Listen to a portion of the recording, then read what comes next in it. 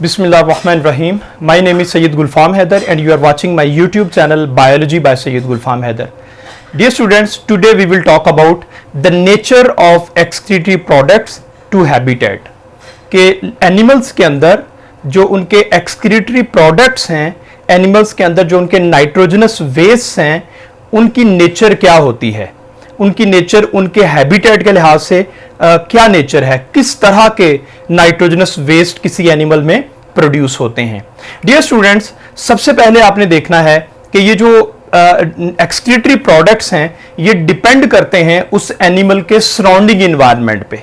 Very very important thing कि एक animal का सराउंडिंग इन्वायरमेंट कैसा है उसके ऊपर उसके एक्सक्रीटरी प्रोडक्ट डिपेंड करते हैं। और सराउंडिंग इन्वायरमेंट में खास तौर पे अगर मैं बात करूं तो वो है जी उसमें वाटर अवेलेबिलिटी की, कि उसको वाटर की अवेलेबिलिटी किस तरह की है। ठीक है जी, कि किसी ऑर्गेनिज्म के सराउंडिंग में वाटर की अवेलेबिलिटी, उसका सराउंडिंग का एनवायरनमेंट के अंदर वाटर की अवेलेबिलिटी किस तरह की है, इस वाटर की अवेलेबिलिटी के अकॉर्डिंगली उसकी बॉडी के अंदर नाइट्रोजनस वेस्ट प्रोड्यूस होते हैं। हम देखें तो तीन मुख्तलिफ तरह के ऑर्गेनिजम्स हैं, थ्री डिफरेंट कैटेगरीज हैं एनिमल्स के अंदर नाइट्रोजनस वेस्ट को एक्सक्रीट करने की। तो उनमें सबसे पहले first one is access supply of water. तो हम चूंकि ऊपर बात की है कि अवेलेबिलिटी ऑफ वाटर पे डिपेंड करता है कि एक ऑर्गेनिज्म को किस तरह, कितनी वाटर की अवेलेबिलिटी है, उस तरह के नाइट्रोजनस वेस्ट उसमें प्रोड्यूस होंगे। तो सबसे पहली कंडीशन जिसमें एक्सेस सप्लाई ऑफ वाटर होगी किसी एनिमल को, इस तरह के एनिमल्स को हम एमोनोटेलिक एनिमल्स का नाम देते हैं, इस प्रोसेस को एमोनोटेलिक का नाम देते हैं। तो एक्सेस सप्लाई ऑफ वाटर है तो हम कहेंगे it is the phenomena of removing ammonia. This is very very important thing कि एक्सेस सप्लाई ऑफ वाटर हो तो क्या होता है, अमोनिया रिमूव होता है। It is the process, it is the phenomena of removing ammonia is called ammonotely. And the animals which remove nitrogenous waste in the form of ammonia, those animals are called what, ammonotelic animals. ये बात जहन में रखिएगा कि एक ऐसा mechanism, एक ऐसा फिनोमिना जिसमें एनिमल्स अपनी बॉडी के अंदर से नाइट्रोजनस वेस्ट जो होते हैं उनको अमोनिया की फॉर्म में एक्सक्रीट करते हैं, उन एनिमल्स को मोनोटेलिक एनिमल्स का नाम दिया जाता है और इस फिनोमिना को एमोनोटेली का नाम दिया जाता है। तो ये कौन सी, किस तरह की अवेलेबिलिटी ऑफ वाटर है, जिसमें एक्सेस सप्लाई ऑफ वाटर होगी, इस तरह के एनिमल्स अपनी बॉडी से अमोनिया को, नाइट्रोजनस वेस्ट को अमोनिया की सूरत में एक्सक्रीट करते हैं। अब देखना यह है कि जो अमोनोटेलिक एनिमल्स हैं इनको किस तरह के, इनको करैक्टर्स क्या होते हैं, किस तरह के इनको प्रॉब्लम्स का सामना करना पड़ता है। तो सबसे पहले हम देखेंगे कि जो अमोनिया होती है ये क्या है। Ammonia is very toxic. Ammonia एक बड़ी जहरीली गैस होती है, टॉक्सिक होती है। इसी तरह it dissolves quickly in the body fluid. ये बॉडी फ्लूइड के अंदर बड़ी तेजी से डिसॉल्व हो जाती है। ये भी इसका एक प्रोसेस है कि ये बड़ी तेजी के साथ बॉडी फ्लूइड के अंदर डिसॉल्व हो जाती है। ये इसका हार्मफुल इफेक्ट भी है। इसलिए it must be kept in low concentration, इसलिए इसको कम से कम कंसंट्रेशन में बॉडी फ्लूइड के अंदर रखना चाहिए। डियर स्टूडेंट्स, अमोनिया क्या है, ये बहुत टॉक्सिक गैस है और क्विकली ये बॉडी फ्लूइड के अंदर डिसॉल्व हो जाती है।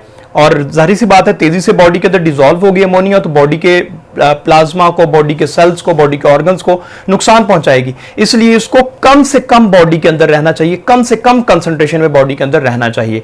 तो उसके लिए क्या किया जाता है, फिर हम क्या करते हैं, large volume of water is required. इसको निकालने के लिए इसको कंटिन्यूसली बॉडी से निकालते रहना चाहिए, ज्यादा देर तक हम नहीं रख सकते। इसलिए इसको बॉडी से ज्यादा निकालने के लिए large volume of water required होता है, ज्यादा से ज्यादा पानी रिक्वायर्ड होता है। ज्यादा से ज्यादा पानी बॉडी से ज्यादा अमोनिया को लेकर निकल जाएगा। तो हम कहते हैं कि ये एक्सेस सप्लाई ऑफ वाटर में ये कंडीशन होती है। अब एक्सेस सप्लाई ऑफ वाटर की बात हो रही है, ज्यादा से ज्यादा पानी की बात हो रही है, तो कितना पानी रिक्वायर्ड होता है 1 ग्राम नाइट्रोजन अमोनिया की फॉर्म में बॉडी से निकालने के लिए।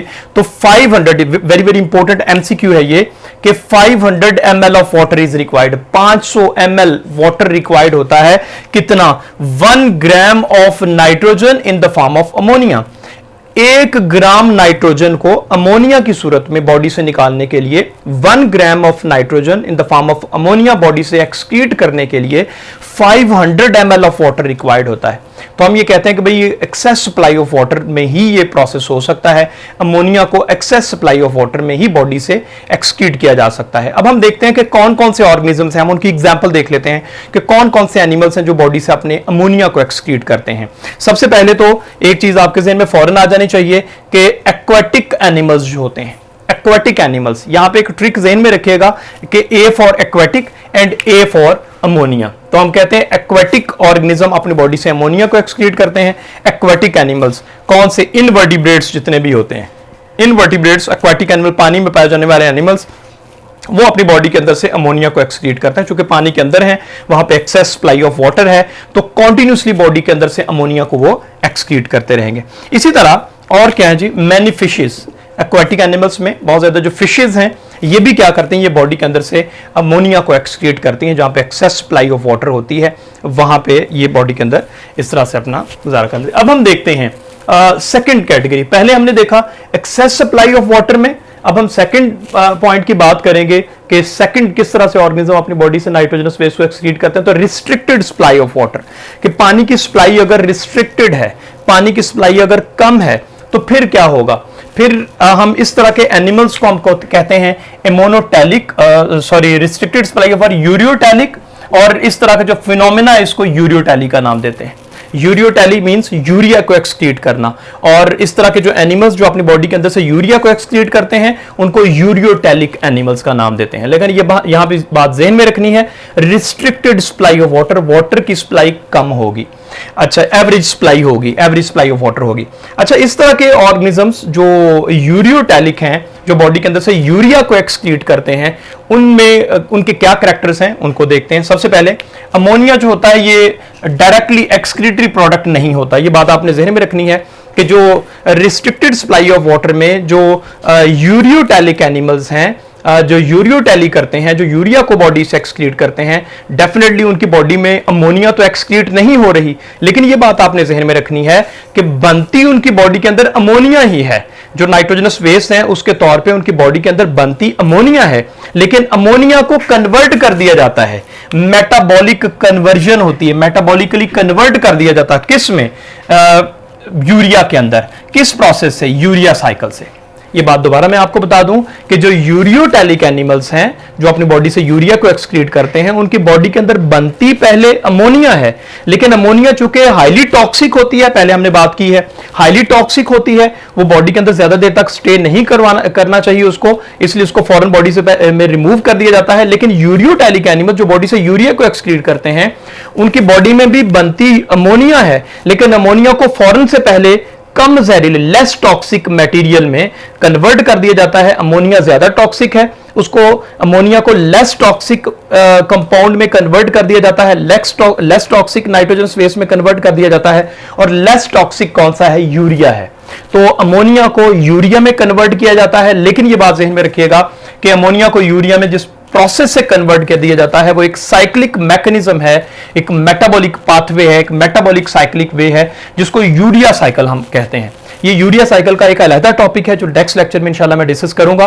तो यूरिया साइकिल के प्रोसेस से, यूरिया साइकिल के जरिए अमोनिया को यूरिया में कन्वर्ट कर दिया जाता है। चूंकि अमोनिया ज्यादा टॉक्सिक है, यूरिया लेस टॉक्सिक है, कुछ देर के लिए बॉडी के अंदर यूरिया पड़ी रहे तो नुकसान नहीं होता, इसलिए अमोनिया को यूरिया में कन्वर्ट किया जाता है, और यूरिया को फिर ये वाले एनिमल्स अपनी बॉडी के अंदर से, जो यूरिकोटेलिक एनिमल्स हैं, ये अपनी बॉडी के अंदर से यूरिया को एक्सक्रीट करते हैं। तो ये इसमें अब चूंकि हमने कहा कि यहां पे comparatively short supply of water होती है, यहां पे एक्सेस सप्लाई ऑफ वाटर थी, इस जगह पे शॉर्ट सप्लाई ऑफ वाटर होती है। तो शॉर्ट सप्लाई ऑफ वाटर में कितना वाटर रिक्वायर होता है बॉडी के अंदर से यूरिया को एक्सक्रीट करने के लिए? तो बच्चों बहुत इंपॉर्टेंट ये एमसीक्यूज होते हैं कि about 50 ml of water is required, about 50 ml of water is required to remove 1 gram of nitrogen in the form of urea. 50 ml of water is required. हमने देखा था जो एमोनोटेलिक हैं, जो अमोनिया को एक्सक्रीट करते हैं, उनको 500 ml of water required होता है। लेकिन बच्चों जो यूरियोटेलिक हैं, जो बॉडी से यूरिया को एक्सक्रीट करते हैं, उनको कम सप्लाई वाटर की रिक्वायर्ड होती है, 50 ml of water रिक्वायर्ड होता है। 1 ग्राम नाइट्रोजन को यूरिया की सूरत में अपनी बॉडी से एक्सक्रीट करने के लिए इनको 50 ml of water रिक्वायर्ड होता है। Very very important MCQs. 50 ml of water is required to remove 1 gram of nitrogen in the form of urea.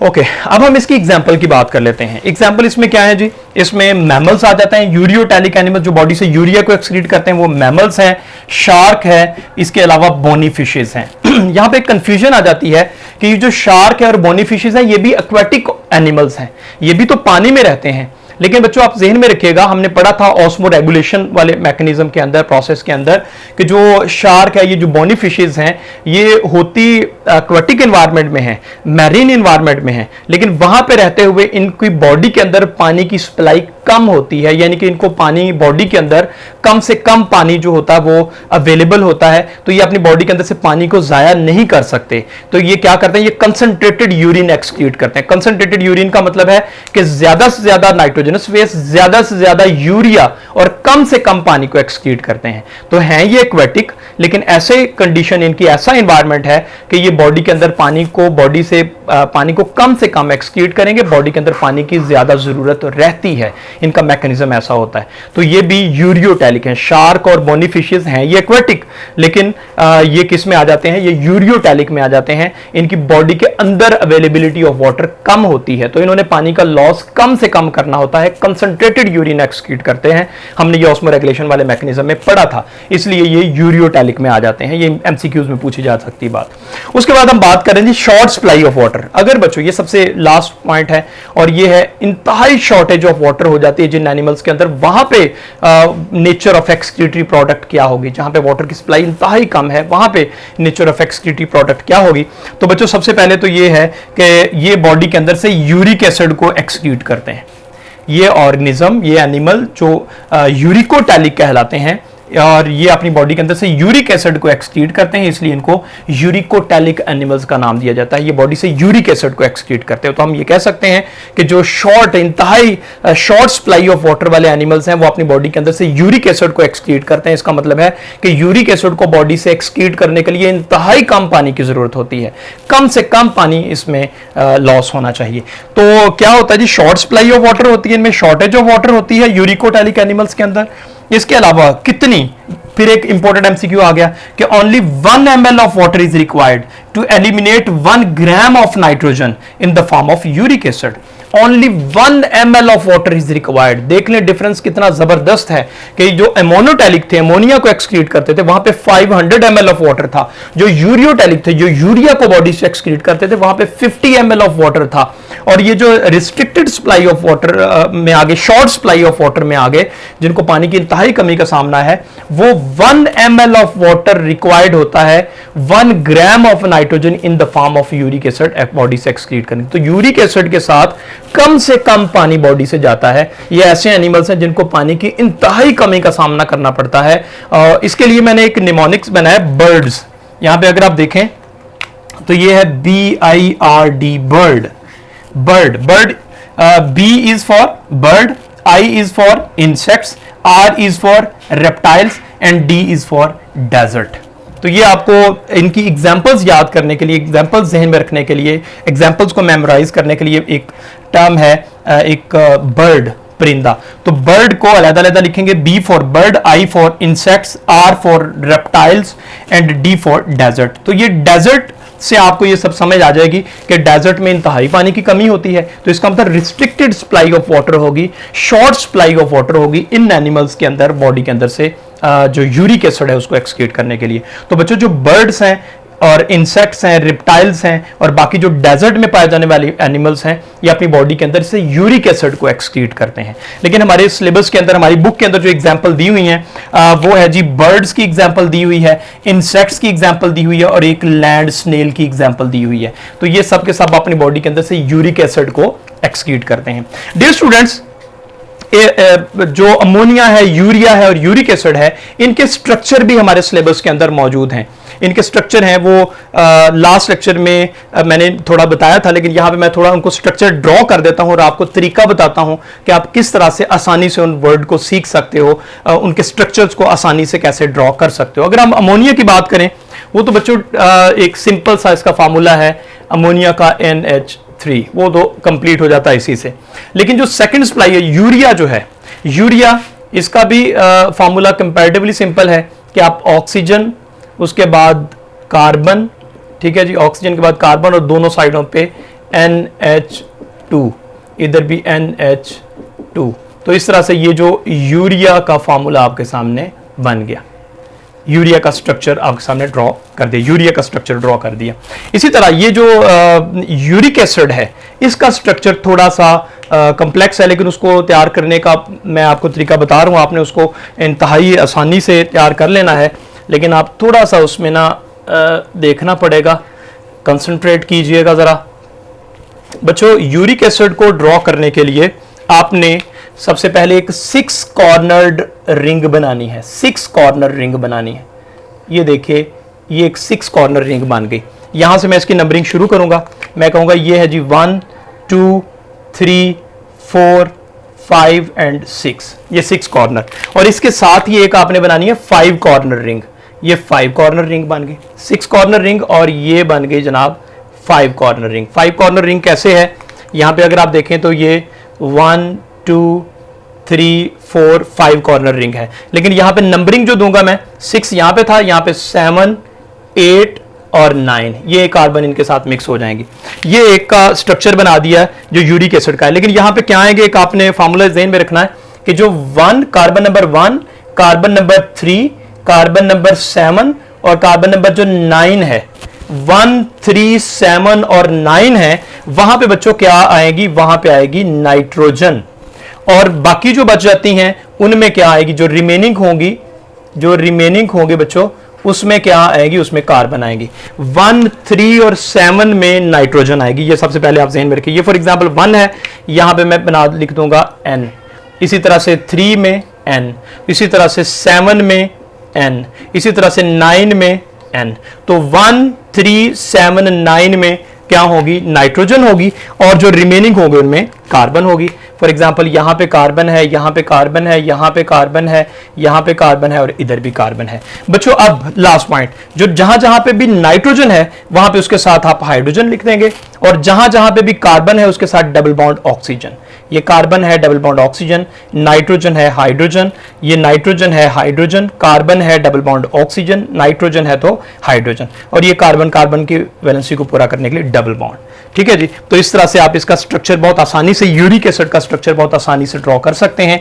आपने ज़हन में रखना है कि पहले आपने 6 कॉर्नर्ड रिंग बनाना है, उसके साथ ही आपने 5 कॉर्नर रिंग बनाना है। यहां से आपने नंबर 1 शुरू करना है, 1 2 3 4 5 6 7 8 और 9, ये 9 है। इसमें 1 3 7 9 में आपने नाइट्रोजन लगानी है, 1 3 7 9 पे आपने नाइट्रोजन लगानी है, बाकी जो बच जाएंगे वहां पे कार्बन होगी, हर नाइट्रोजन के साथ एक हाइड्रोजन होगा और हर कार्बन के साथ डबल बॉन्ड ऑक्सीजन होगा। इस तरह से आपका जो यूरिक एसिड का स्ट्रक्चर है वो कंप्लीट हो जाएगा। ये यूरिक एसिड का बच्चों जो स्ट्रक्चर है वो आपके सामने बन जाएगा।